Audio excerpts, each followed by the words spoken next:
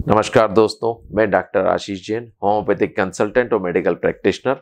आज मैं कैसा नया विषय लेके आया हूँ जिसके बारे में लोग संकोच की वजह से या शर्म की वजह से किसी डॉक्टर से मिलने में शर्माते हैं या बात नहीं करते हैं या आपस में बातचीत नहीं कर पाते हैं और दोस्तों से लुकी छुपी समस्याएं होती हैं। आज मैं थोड़ा सा एक गंभीर विषय बोलूँगा। इस विषय को यह होती है एक तरह से पुरुषों और महिलाओं में आई हुई कमजोरी के बारे में।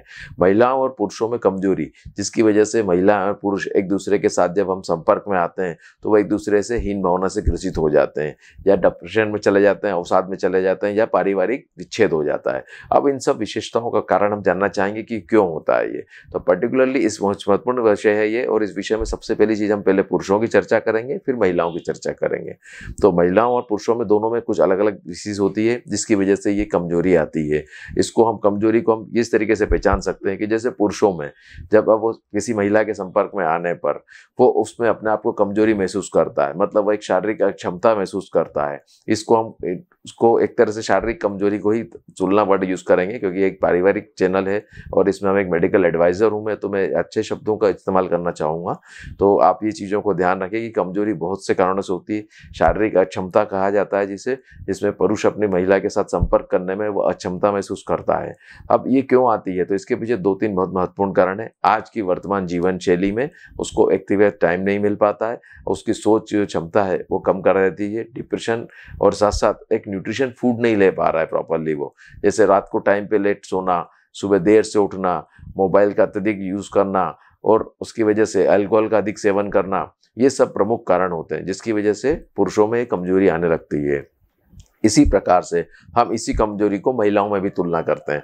महिलाओं में भी कमजोरी का महसूस होना ये बहुत बड़ा कारण हो गया है, जिसकी वजह से वो अपने शारीरिक संबंध बनाने में काफी हद तक चिड़चिड़ाहट हो जाती है, मानसिक अवसाद हो जाता है, और ये सब प्रमुख कारण आज की वर्तमान जीवन शैली की वजह से हो रहा है। और आज मैं आपको इसी के बारे में थोड़ा सा ही समझाना चाह रहा हूँ कि ये दवाइयों का इलाज होम्योपैथी इस मामले में बहुत अच्छा रिजल्ट देती है।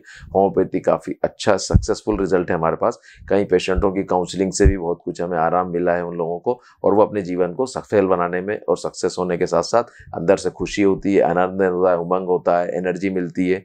तो आप इसके लिए स्पेशली होम्योपैथी दवाइयों में आइए, काउंसलिंग कराइए, और अगर कोई भी इस डिसीज से रिलेटेड कोई समस्या है आपको तो आप मुझसे संपर्क कर सकते हैं, मेरे नंबर पे कॉल कर सकते हैं। और इसी चीज़ों को लेकर के मैं आज आपको बताऊंगा कुछ दवाइयाँ जो हैं वो बहुत अच्छा होम्योपैथी में काम करती हैं। मैं उन दवाइयों के नाम है acid phos, lycopodium, cantharis, Causticum.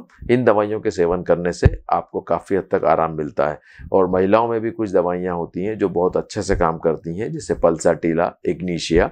ये दवाइयाँ काफ़ी हद तक उनको उन विशेष बीमारियों में जहाँ पे मासिक धर्म की तकलीफ आ जाए या फिर पर्टिकुलरली अनिच्छा हो जाती है, यौन इच्छाओं के बारे में बात करूंगा आज मैं थोड़ी सी, जिसके बारे में, क्योंकि उनमें जो है कामोत्तेजना की कमी होती है जिसकी वजह से वो पुरुषों के संपर्क में आने से कतराती हैं या आपस में वैचारिक मतभेद बन जाते हैं। ये सब समस्याओं का एक हल है कि आप इसके लिए होम्योपैथी इलाज लें। एलोपैथी दवाइयों में इसका उतना अच्छा रिजल्ट नहीं मिल पाता है। होम्योपैथी इस मामले में बहुत अच्छे हद तक रिजल्ट मिले हैं हमें, और काफ़ी लोग हमारे से संतुष्ट होकर गए हैं। अब मैं आपको इसी चीज़ों के लिए कहूँगा कि आप चाहें तो मुझसे संपर्क करें, मेरे क्लिनिक पे आ सकते हैं। मैं इसके लिए पर्सनली टाइम देता है, आप भी निसंकोच होकर मुझसे इस बारे में बात कर सकते हैं। और मैं आपको इस चैनल को सब्सक्राइब करने का बोल रहा हूँ कि आप इस चैनल को सब्सक्राइब करें, और कोई भी नया वीडियो या नया टॉपिक आप मुझसे अगर चाहते हैं तो आप मुझे स्पेशली बोल सकते हैं, मेरे मोबाइल नंबर पर क्लिक करके बता सकते हैं मुझे। Thank you so much.